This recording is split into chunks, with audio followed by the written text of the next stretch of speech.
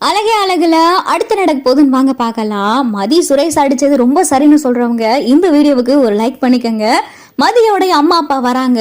மதி வேகமா அழுதுகிட்டு ஓடி போய் இங்க மதியோடைய அப்பாவை கட்டி பிடிச்சு அழுக.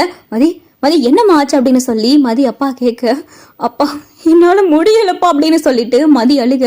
என்னம்மா ஆச்சு அப்படின்னு சொல்லிட்டு மதியோடைய அப்பா கேட்க, வாங்க மகளை பெத்தவங்களே வாங்க அப்படின்னு சொல்லி லட்சுமி கூப்பிட, என்ன சம்பந்தி என்ன ஆச்சு அப்படின்னு சொல்லிட்டு மதியோடைய அம்மா கேட்க, நல்லா பிள்ளை பெத்து வளர்த்திருக்க நீனு, நல்லா பிள்ளை பெத்து வளர்த்திருக்க அப்படின்னு சொல்லிட்டு மரியாதை இல்லாம போவான்னு பேச ஆரம்பிச்சாங்க. அவங்க வயசுல பெரியவங்க, உங்க வயசுல தானே இருக்காங்க, அவங்களுக்கு மரியாதை கொடுத்து பேசுங்க அப்படின்னு சொல்லி மதி சொல்ல, வாய மூடிடி, எவ்வளவு தைரியம் இருந்தா நெஞ்செழுத்து இருந்தா கட்டுன புருஷனை ஒரு ஆம்பளைய எங்க மத்தியில கைய நீட்டி அடிப்ப, இதுல ஆத்தா அப்பனுக்கு மரியாதை வேறையா அப்படின்னு சொல்லி லட்சுமி பேச, அப்பதான் மதியோடைய அம்மா அப்பாவுக்கே தெரியுது மதி சுரேஷ் அடிச்சது. என்னங்க சொல்றீங்க அப்படின்னு சொல்லி மதியோடைய அம்மா அப்பா கேட்க, ஆமா உங்க என் மகனை கை நீட்டி அடிச்சா, எங்க முன்னாடியே கை நீட்டி அடிச்சா. என்னங்க பிள்ளை பெத்து வளர்த்திருக்கீங்க, என்ன பிள்ளை பெத்து வளர்த்திருக்கீங்க? நானும் 2 பொம்பளை பிள்ளைய வச்சிருக்கீங்க. ஆனா 2 பொம்பளை பிள்ளைகளும் புருஷனுக்கு மரியாதை கொடுத்து எப்படி நடந்துக்கிறதுன்னு பாத்தீங்களா?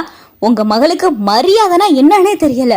நாங்க பெத்தவங்க இருக்கும் போதே எங்க முன்னாடியே கட்டுன புருஷனை எங்க பிள்ளைய கை நீட்டி அடிக்கிறானா, இவளுக்கு எவ்வளவு தைரியம்! போதுங்க போதும், உங்க மக இந்த வீட்டுல வந்து வாழ்ந்து கிழிச்ச வரைய போதும் அப்படின்னு சொல்லிட்டு லட்சுமிக்கு வாய்க்கு வந்தபடி பேச, போதுங்க என்ன நடந்துச்சுன்னு முழுசா தெரியாம எங்க மக மேல மட்டும் தப்பு இருக்குன்னு சொல்றீங்களே, அப்படி என்னதாங்க நடந்துச்சு அப்படின்னு சொல்லிட்டு இங்க மதியோட அம்மா அப்பா கேட்க, அப்பதான் பாக்யராஜ் நடந்த விவரம் எல்லாத்தையும் சொல்றாரு.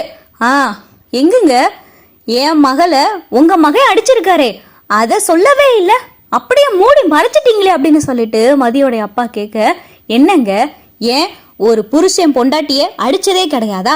ஏன் நீங்க உங்க பொண்டாட்டி அடிச்சதே கிடையாதா? திரும்ப உங்க பொண்டாட்டி என்னைக்காவது உங்களை அடிச்சிருக்காங்களா அப்படின்னு சொல்லிட்டு லட்சுமி கேட்க, எங்க அதெல்லாம் தேவையில்லை, அதெல்லாம் அந்த காலம், இப்ப இருக்கிறத பேசுங்க. ஏன் மகளை உங்க மகன் எப்படி அடிக்கலாம்? என்னங்க கேள்வி கேட்கறதுக்கு ஆள் இல்லைன்னு நினைச்சுக்கிட்டு இருக்கீங்களா? அன்னைக்கு அப்படிதான் ஒரு வயசு பொண்ணுன்னு பார்க்காம, வீட்டுக்கு வந்த மருமகன்னு பார்க்காம வெளியில உட்கார வச்சு கதவை பூட்டி உள்ள உட்கார்ந்து இருக்கீங்களே, இதெல்லாம் எனக்கு கேட்க தெரியாம அமைதியா போய்கிட்டு இருக்கேன்னு நினைச்சீங்களா? நானும் ஒவ்வொரு தடவையும் போனா போதுன்னு சொல்லிட்டு பொண்ணை கட்டி கொடுத்துட்டோமேனு அமைதியா போய்கிட்டு இருக்கேன். நானாங்க வந்தேன் உங்க மகனுக்கு என் பிள்ளைய கட்டிக்குங்கன்னு சொல்லி, நீங்களா தானே வந்தீங்க. எங்கங்க உங்க மாப்பிள்ள தங்கராஜ்? இங்க உங்க மாப்பிள்ள தங்கராஜ் தானே வந்தாரு, கட்டாயப்படுத்தினாரு, பிளாக்மெயில் பண்ணாரு. என் பொண்ண உங்க பையனுக்கு கட்டி வைக்கலைன்னா என்னைய நடுத்தெருவுல நிப்பாட்டிடுவேன், என்னைய கொன்றுவேன், அப்படி இப்படின்னு சொல்லி உங்க மாப்பிள்ள தங்கராஜ் பிளாக்மெயில் பண்ணி தான் என் மகளை உங்க மகனுக்கு கட்டி வச்சாரு.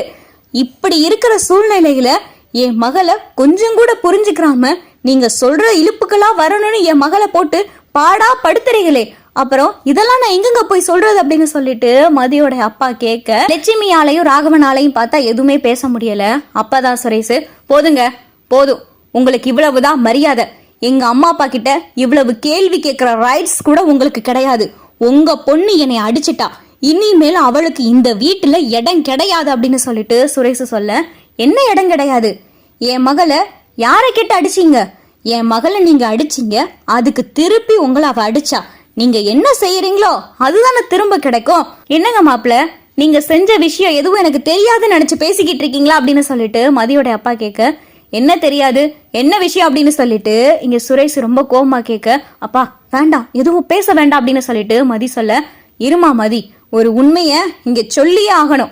நீ வேலை இல்லாம இப்ப வீட்டுல அப்படி உட்காந்துருக்கியே, அதுக்கு யாரு காரணம் தெரியுமா? அதுக்கு வேற யாரும் காரணம் இல்லாமா, நீ நல்லாதான் வேலை செஞ்சிருக்க. அந்த காலேஜ்ல 5-6 வருஷமா நல்லாதான் வேலை செஞ்சிருக்க. அங்க இருக்கிறவங்ககிட்ட நல்ல பேர் தான் எடுத்திருக்க. அங்க படிக்கிற பசங்க எல்லாம் உன்னைய பத்தி நல்ல விதமா தான் சொல்லியிருக்கானுங்க.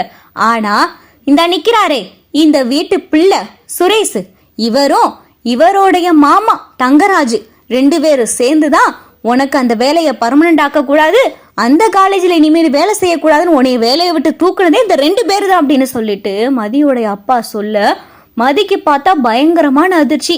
மலருக்கும் பாக்யராஜுக்கும் பார்த்தா அதிர்ச்சியோட பார்த்துக்கிட்டு இருக்காங்க.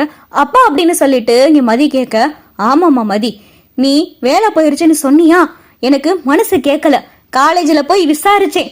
விசாரிச்ச போதான் அங்க இருக்கிற கரஸ்பாண்டன்ட் சொன்னாரு, நாங்களாம் இந்த முடிவு எடுக்கல, தங்கராஜ் பிரஷர் கொடுத்ததுனால மட்டும்தான் இந்த முடிவு எடுத்திருக்கோம்னு சொன்னாரு. அதுக்கு உடந்தையா இருந்தது உன் புருஷன் சுரேஷ் அப்படின்னு சொல்லிட்டு இங்க மதியோடைய அப்பா சொல்ல, இங்க மதி பார்த்தா சுரேஷ முறைச்சு பாக்குறாங்க. ஆமாங்க, ஆமா, இவளுடைய திமிர அடக்கிறதுக்காக நான் எங்க மாமாவும் சேர்ந்து போட்ட திட்டம் தான் இது. அப்படி இருந்து திமிர அடங்கலையே, ஒரு புருஷன்கிட்ட எப்படி பொண்டாட்டியா நடந்துக்கிறன்னு கூட தெரியல, என்னங்க பிள்ளை பத்து வளர்த்துருக்கீங்க அப்படின்னு சொல்லிட்டு சுரேஷ் கேட்க, மாப்பிள்ள போதும், ஒரு வரமுறை இருக்கு, பெத்த அம்மா அப்பா கிட்ட என்ன பேசணும் என்ன பேசக்கூடாதுன்னு கூட தெரியல, நீங்க ஏன் பிள்ளை வளர்ப்ப சொல்றீங்களா அப்படின்னு சொல்லிட்டு மதியோடைய அப்பா கேட்க, மதி அப்படியே பிரமிச்சு போய் மதியோடைய அப்பாவை பாக்குறாங்க. அப்பா போதும்பா, வேண்டாம், வாங்க போலாம் அப்படின்னு சொல்லிட்டு மதி கூப்பிட, போதுமா, நான் பேச வேண்டியது நிறைய இருக்கு, நானும் ஒவ்வொரு தடவையும் அமைதியா போறதுக்கு காரணம் ஓ மேல தப்பு இருக்குன்னு சொல்லி அமைதியா போகல, சரி பொண்ணை கட்டி கொடுத்துட்டோம் அதுக்காக அமைதியா போய்கிட்டு இருந்தேன், இதுக்கு மேல என்னால அமைதியா போக முடியாது, செய்யற தப்பெல்லாம் செஞ்சுட்டு உன்னைய இந்த வீட்டை விட்டு போக சொல்றதுக்கு இவங்க யாருமா, என் பொண்ணை அடிச்சது தப்பு, என் பொண்ணு கிட்ட முதல்ல மன்னிப்பு கேளுங்க, அதுக்கப்புறம் என் பொண்ணு உங்ககிட்ட மன்னிப்பு கேட்பா அப்படின்னு சொல்லிட்டு மதியோடைய அப்பா சொல்ல, ஏதே நான் உன் பொண்ணுகிட்ட மன்னிப்பு கேட்கணுமா, யோ உனக்கு இதுவரைய மரியாதை கொடுத்ததே பெருசு, ஒழுங்க மரியாதை உன் பொண்ணை கூட்டிட்டு வெளியே போய் அப்படின்னு சொல்லி சுரேஷ் சொல்ல, மதிக்கு பார்த்தா கோவம் வருது. மரியாதை கொடுத்து பேசுங்க அப்படின்னு சொல்லி மதி சொல்ல, உங்க அப்பனுக்கு என்னடி மரியாதை, பொம்பளை பிள்ளைய ஒழுங்கா வளர்க்க தெரியல, இதுல மரியாதை வேறையா, யோ கிளம்பியா அப்படின்னு சொல்லிட்டு மரியாதை குறைவா பார்த்தா இங்க சுரேஷ் மதியோட அப்பா கிட்ட நடக்க, அப்பதான் பாக்யராஜும் மலரும், சுரேஷ் கொஞ்சம் பொறுமையாரு அப்படின்னு சொல்ல, இதுக்கு மேல பொறுமையா இருக்க முடியாது, யோ போயா வெளியே போயா அப்படின்னு சொல்லி சுரேஷ் சொல்லவும் மதிக்கு பார்த்தா கோவந்து, அவ்வளவுதான், எங்க அப்பாவை மரியாதை இல்லாம பேசுறது இதுவே கடைசியா இருக்கட்டும், அப்பா வாங்க போலாம் அப்படின்னு சொல்லி மதி கூப்பிட, முடியாது மதி, நீ இனிமேல் இந்த வீட்டுல தான் இருக்கணும், உனைய நான் கட்டி கொடுத்துட்டேன், நீ இங்கதான் இருக்கணும், உன் மேல அப்படி என்ன தப்பு இருக்கு, தப்பு செஞ்சதெல்லாம் இவங்க, தப்பே செய்யாத நீ இந்த வீட்டை விட்டு வெளியே போகணுமா, நீ இங்கதான் இருக்கணும் மதி அப்படின்னு சொல்லிட்டு மதியோட அப்பா ரொம்ப ஸ்ட்ராங்கா பேசவும், அப்பதான் சுரேஷ் நீ சொன்னா கேட்க மாட்டேல, உன் கழுத்தை பிடிச்சு வெளியே தள்ளுறேன் பாரு அப்படின்னு சொல்லிட்டு சுரேஷ் மதியோட அப்பாவை கழுத்தை பிடிச்சு வெளியே தள்ள போக மதி தடுக்க வராங்க. இதுல பார்த்தா மதியோடைய அப்பா சுரேஷ கண்ணத்தை சேர்த்து ஓங்கி ஒரு அரைஞ்சுறாங்க. இதுவரைய மாப்பிள்ளைன்னு பொறுத்து போனேன், ஆனா ஏன் முன்னாடியே என் பிள்ளைய கைய ஓங்க பாக்குறையில இதுக்கு மேல என்னால சும்மா இருக்க முடியாது, நீ இப்படியே செஞ்சுக்கிட்டு இருந்தேன்னா நானும் என் பொண்ணும் போய் போலீஸ் ஸ்டேஷன்ல கம்ப்ளைண்ட் கொடுத்துருவோம், கம்ப்ளைண்ட் கொடுத்து அதுக்கப்புறம் நடக்கிறத போலீஸ் ஸ்டேஷன்ல பாத்துக்கலாம் அப்படின்னு சொல்லிட்டு மதி அப்பா ரொம்ப கட் அண்ட் ரைட்டா ரொம்ப ஸ்ட்ரிக்டா பேசவோ, மதிக்கு பார்த்து பார்த்து நம்ம அப்பா இவ்வளவுக்கு நம்மள தூரம் இவ்வளவு சப்போர்ட் பண்றாருன்னு சொல்லிட்டு மதி அப்படியே ரொம்ப உணர்ச்சி பொங்க மதியோட